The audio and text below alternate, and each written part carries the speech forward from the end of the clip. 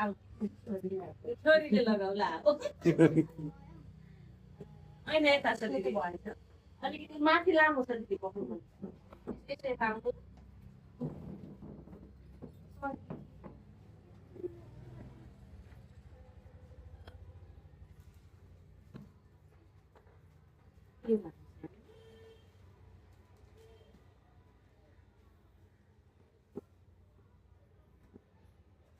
त्योभन्दा काम चाहिएको भने ठिकै छ त्योभन्दा काम गयो बनाउँछ कति हो यसलाई यसको चाहिँ मालामा चाहिँ निकै टक्क यति यति लानु यति मात्रै लानु साथ छैन यो पनि लाग्नु हेलो आज मसँग छ रुद्राक्ष भाइ ल आज चाहिँ रुद्राक्ष भाइसँग कुरा गरौँ 10 क्वेसन विथ रुद्राक्ष भाइ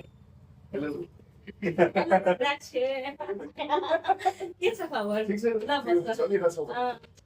अनि ल म त चिन्छु तिमीलाई है तिमी आफ्नो परिचय देऊ न म चाहिँ as a digital content creator डिजिटलबाट एज अ फिल्म पनि खेलेको छु आर्टिस्ट त्यसमा म चारवटा खेलेँ plus 1 music video first film चाहिँ मेरो ट्वेलिङमा मेओली दोस्रो हजुरको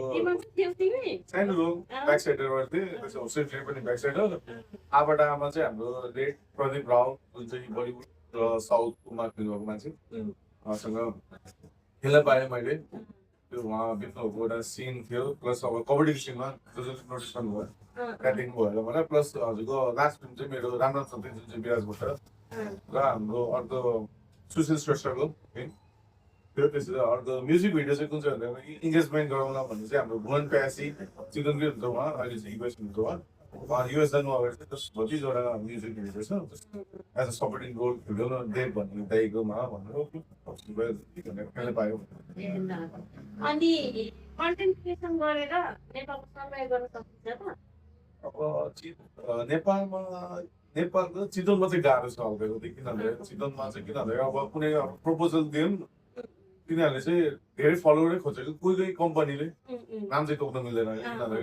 कुनै कम्पनीले चाहिँ अब ठुलो फलोवर भयो भने चाहिँ हाम्रो इङ्गेजमेन्ट पनि बढ्छ मान्छे धेरै फलोवरले नै हेर्छ भिडियोले भन्ने धारणा छ तर मेन चाहिँ नेपालको काठमाडौँमा धेरै छ अब हरेक प्रोग्रामहरू काठमाडौँमै हुन्छ लन्चिङ भयो एभ्रिथिङ काठमाडौँको तिमीलाई चाहिँ फलो होस् या नहोस् उनीहरूलाई कल वा उनीहरूसँग लिस्ट हुन्छ एउटा नम्बर लिस्ट हुन्छ मोबाइल नम्बर उनीहरूको पर्सनल नम्बर कि कलबाट जान्छ कि मेलबाट गएर चाहिँ उनीहरू चाहिँ एटेन्ड गरेर जान्छ चितवनकोलाई चाहिँ गाडी छ भनौँ कुनै इभेन्टमा जान नै अब कसैको थ्रुबाट जानुपर्छ त्यसले चाहिँ हल्का दुःख लाग्छ आफूलाई अब कन्टेन्ट क्रिएटर भयो भने दुःख लाग्छ भनौँ त्यो नर्डरमा हेर्दा चाहिँ अनि अब कन्टेन्ट क्रिएसनमा आउन चाहने युथलाई चाहिँ के भन्न चाहन्छु do your best never give up जति फलोवर होस् या नहोस् हाम्रो नि मैले दिलाई नि अब एज अ युएसकै मेला भइरहन्छ कन्टेन्ट क्रिएटर भन्ने एउटा इभेन्ट हुन्छ एभ्री इभेन्टमा दिलाई भन्ने चाहिँ मैले फेरि तपाईँलाई कतै त देखेको हो मैले भनेर सार्क ट्याङ्क भन्ने दिले सार्क ट्याङ्क मैले पिच गरेको थिएँ क्याबिनेट्सवाला क्याबिनेट्सबाट चिन्नुहुन्छ होला हजुरले जसले त्यसलाई पिच गर्नुभएको थियो सन्ध्या हाउसको पोते हाउस भनेर त्यो रेकल भएको थियो मलाई त्यसमा भएको थियो त्यसपछि कनेक्सन बस्दै गयौँ हामी मैले चाहिँ त्यहाँदेखि भएर अहिलेसम्म यहाँसम्म आइपुगेको छ त्यही गाइसम्म चाहिँ अनि एज अ नेपाली युथ होइन अनि पोलिटिक्समा चाहिँ कतिको इन्ट्रेस्ट छ पोलिटिक्समा हल्का छ जस्तो अब जुन हाम्रो लास्ट इयर भयो जेन्सी आन्दोलन त्यहाँ चाहिँ मैले आफ्नै भाइको साथी गुमाएँ नेपालगञ्जको प्लस उसको कजन पनि बिग्यो सुलभ राज श्रेष्ठ जसले चाहिँ टाउकोमा गोली खानुभयो मेरो भाइ जसले चाहिँ मलाई दाइ नेपालगञ्ज आउँदा चाहिँ म तपाईँलाई घुमाउँछु है भनेर भने किन भन्दाखेरि उसलाई चितवन आउँदै मैले घुमाइदिएको थिएँ नानी आफूले गाउँघाटमा चाहिँ देखाइदिएको थिएँ बोटिङहरू प्राइभेट तरिकाले गराइदिएको थिएँ प्राइभेट भन्दाखेरि सोच्नलाई अब यताउता त्यो भएन जस भने उनीहरूले चाहिँ रमाइलो होस् मेरो भाइहरूलाई अरू मान्छे नबस्नुहोस् त्यहाँ होस् भन्ने प्लान गरेर चाहिँ घुमाएको भएर चाहिँ उसले मलाई गरिदिन्छु भने त्यो जब उसको डिसमिस भएपछि त्यो न्युज सुन्दा चाहिँ म ज्वाइन गरेर अनि अब एज अ नेपाली युथ होइन अबको नयाँ पोलिटिकल पार्टी के भइदियो भने तिमीलाई चाहिँ राम्रो हुन्छ नयाँ पोलिटिकल पार्टीमा चाहिँ देश राम्रो होस् जुन अब पहिलाको पोलिटिकल पार्टीले देशलाई पुरै खोक्ला बनिसकेको तर नयाँले चाहिँ राम्रो गरिदियोस् अनि अब हामीले चाहेको पनि डिजायर छ त्यो कुरा होस् जसलाई अस्ति पिएमसीमै भयो गेम खेल्न जाँदाखेरि पब्जीको टुर्नामेन्ट एउटा टिम जान पाएन एउटा जान पायो उनीहरूले कुरा राखेको कि अब जस्तो पिएमसीमा नर्मली पिएमसी त्यो पब्जीको गेम अरू गेममा चाहिँ जस्ट फोकस होस् कि उनीहरूलाई आफूलाई जुन इच्छा छ त्यहीमा जान पाओस् बच्चाहरू प्लस अब आउने जुन जेन्जी छ भाइ बहिनीहरू तिमी चाहिँ आमा बुवाको कुरा मान जस्तो आफू नै म हो दादा भन्ने चाहिँ हुँदैन यो लाइफमा मैले त्यही गरेको भए म नि जेन्जी हो मैले अब यो त्यो भनेर हिँडेको भए जस्ट त्यो गर्न पाउँथेन मैले आफ्नो डिजायर जुन छ त्यसलाई चाहिँ आफ्नो जुन इच्छा छ त्यसलाई गर तर आफू आमा बुवाले भनेको नि मान त्यो भयो भने जस्तो तिम्रो बाटो खुलिन्छ हल्का कम्फोर्ट जोनबाट धेरै पनि वाइड नहोस् आमा बुवाको कुरा सेयरिङ गरेर त्यही भन्न चाहन्छु म चाहिँ। अनि अबको जस्तो यो नयाँ सरकार छ नि यसले चाहिँ के गरिदियो भने तिमीलाई एज अ कन्टेन्ट क्रिएटर अलिकति अगाडि बढ्न सहयोग हुन्छ कन्टेन्ट क्रिएटर भएर होइन पोलिटिकल चाहिँ के सुध्रेको भए चाहिँ मलाई राम्रो हुन्थ्यो जस्तो हामी व्यापारीहरूले चाहिँ ट्याक्सहरूको बारेमा राम्रो भइदियो हुन्थ्यो हामीले तिरेको ट्याक्सले चाहिँ बुढेसकालमा गएर सुविधा पाए हुन्थ्यो भन्ने हामीलाई छ भने तिमी एज अ कन्टेन्ट क्रिएटर के छ त्यस्तो एक्सपेक्ट यसमा चाहिँ अब ठुलो जो कन्टेन्ट क्रिएटर आउटसाइड नेपाल हुन्छ जस्तै इन्डियामै भनौँ अब युट्युब फेस्ट हुन्छ त्यो चाहिँ नेपालमा नि आओस् एउटा युट्युबको अफिस खोलोस् यो नयाँ पोलिटिकल पार्टीले चाहिँ युट्युबलाई मेल गरेर ल है गुगल मेन त गुगलै भनौँ न गुगलकै हो युट्युब पनि युट्युब गुगललाई मेल गरेर ल है तिमीहरूले चाहिँ जसरी इन्डियामा एउटा युट्युब फेस्ट गर्छ प्रोग्राम ठुलो इभेन्ट गर्छ त्यहाँ चाहिँ हामी अब जान पाउँछ मिल्यो नेपालमै आओस् नभए इन्डियामा पनि भयो त्यहाँ गयो भने जस्ट नयाँ कुरा सिकिन्छ मैले नि अब पहिलाको च्यानल भोगे सब्सक्राइबर थियो त्यहाँ मेरो नेपाली भाषा नै बोलेको भिडियो मैले तमिलनाडुसम्म पुगेँ तमिलनाडुको मान्छे मैले उनीहरूको लोकल ल्याङ्ग्वेज र इङ्ग्लिसमा हुन्थ्यो नेपाली भन्ने केही थाहा छैन नेपाली बोलेको भन्नु उनीहरूले मलाई कन्टेन्ट मन पराएर त्यो भन्दै त्यसरी त्यो च्यानल डिलिट भयो मेरो त्यही कारणवश बट उनीहरूले सपोर्ट चाहिँ गरिरहेको मलाई नयाँ च्यानल खोल जति सक्दो तँलाई सपोर्ट गर्छु भनेर भने त्यही अब चाहिँ न हुने जति अब ठुल्ठुलो कन्टेन्ट क्रिएटरले चाहिँ एटिट्युड नदेखाइदियो नेपालको कन्टेन्ट क्रिएटरहरू हजुर पनि त्यही जेरो लेभलदेखि हामीले फलो गरेर हामीले भिडियो हेरेर त्यहाँ पुग्नु भएको हामीलाई त्यही अब त्यही मात्रमा हामी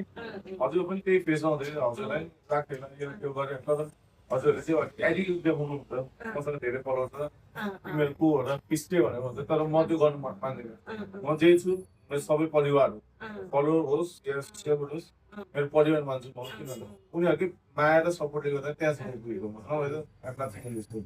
भन्न चाहन्छु। अनि अब सामाजिक विषयमै क्वेसन गरौँ एउटा होइन जस्तो रेपको केसहरू आउँदाखेरि एज अ म महिला अनि एज अ एउटा छोरीको आमा मलाई चाहिँ यस्तो नराम्रो लाग्छ होइन तिमी एज अ केटा मान्छे फिल गरेर केटी मान्छेले रेप गर्यो भने चाहिँ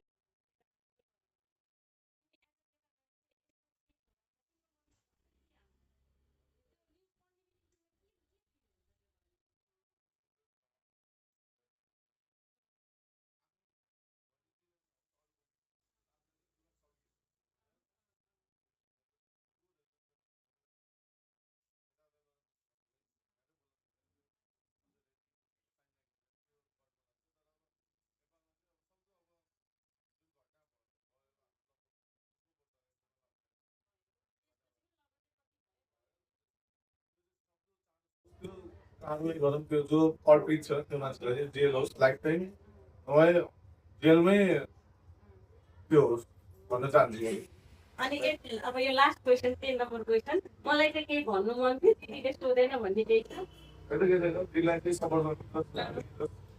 एउटा एउटै जोडिरहेको छौँ हामी कन्टेन्ट क्रिएटर दिदी पनि कन्टेन्ट क्रिएटर हुन्छ म पनि कन्टेन्ट क्रिएटर थिएँ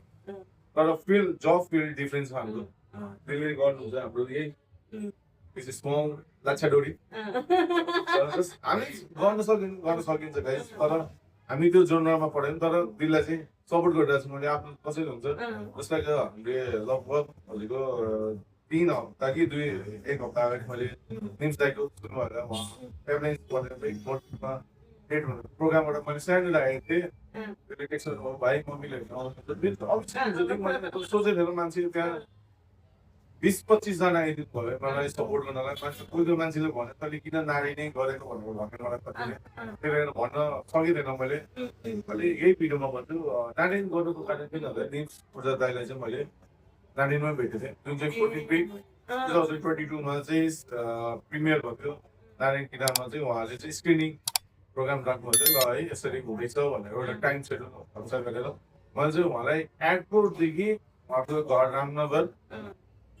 त्यहाँदेखि नारायणगञ्जसम्म चाहिँ छोड्यो फेरि मैले स्ट्यान्ड बाई हुँदैन आफूले गर्नु सक्दाखेरि काम उहाँलाई एउटा इन्करेज भनौँ उहाँको एउटा मोटिभेट सुनेर नै आफू त्यसमा पुगेको थिएँ त्यसले गर्दा न्युजलाई स्टेजमा बोलाएर फोटो खिचेर मैले चाहिँ एउटा सिग्नेचर पनि भएको थिएँ त्यतिखेर म त्यति फेमस पनि थिएन त्यतिखेर अब कन्टेन्ट क्रिएटर भन्ने के भन्ने जोनरा भन्ने थिएन कि नेपालमा थिँदै थिएन कि जस्तो अब प्यासन थियो जस्तो गयो त्यही मेरो एउटा सानो क्लिप थियो दिनसाले आफ्नो स्टोरीमा राख्नु here I come to my home town भनेर राख्नु थियो उहाँले त्यही बेला म प्राउड मुमेन्ट लागेको थियो जब कुनै सेलिब्रिटीले चाहिँ मेरो स्टोरी हाल्नु भयो है इज स्टिल सेलिब्रिटी हाम्रो सामु नभए पनि इज अ लेजेन्ड फर उहाँले गरेको कामहरू त कहिले बिर्सिनै सकिँदैन नि guys keep supporting Didi and me and we'll bring something new on this channel so thank you so much subscribe पनि गर्नु subscribe गरिदिनु होला दिदीको आशीष सधैँ धन्यवाद